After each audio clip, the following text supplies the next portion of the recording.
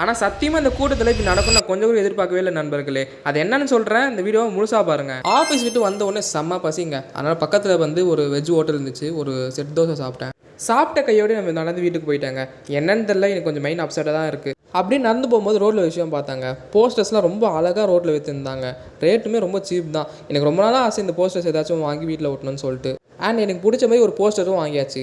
நான் பெங்களூர் வந்து கரெக்டாக 1 மந்த் ஆகுது நண்பர்களே. ஆஃபீஸ் ஒர்க் முடிச்சுது தூங்குற சுகமே தனிதால. இன்றைக்கி மைண்டு வேறு சரியே இல்லை நண்பர்களே. அதனால் ஜம்முன்னு ஒரு டீயை போட்டேன். அண்ட் நான் வாங்கிட்டு வந்த போஸ்டர் பார்த்தீங்கன்னா இதுதான். உங்களுக்கு பிடிச்சிருந்தா கமெண்ட்டில் ரெட் ஆர்ட் கமெண்ட் பண்ணிக்கோங்க. ஆனால் ரொம்ப நாளாக இது என் வீட்டில் ஓட்டணும்னு ஆசைப்பட்டேன். கடைசியில் அந்த ஆசை நிறைவேறிச்சு. ஓகே உங்கள் மைண்ட் வாய்ஸ் புரியுது. இப்போ ஸ்டார்டிங்கில் கூட்டத்தில் நின்று அது ஏன் நிற்கிறதுன்னு கேட்க போகிறீங்க. அது என்ன ஆச்சுன்னா, எங்கள் ஆஃபீஸ் பக்கத்தில் ஒரு புது கடை ஓப்பன் பண்ணாங்க. ஓப்பன் பண்ண கையோட ஒரு ஆஃபர் போட்டாங்க. பிரியாணி ஜஸ்ட் 49 rupees தான் சொன்னாங்க.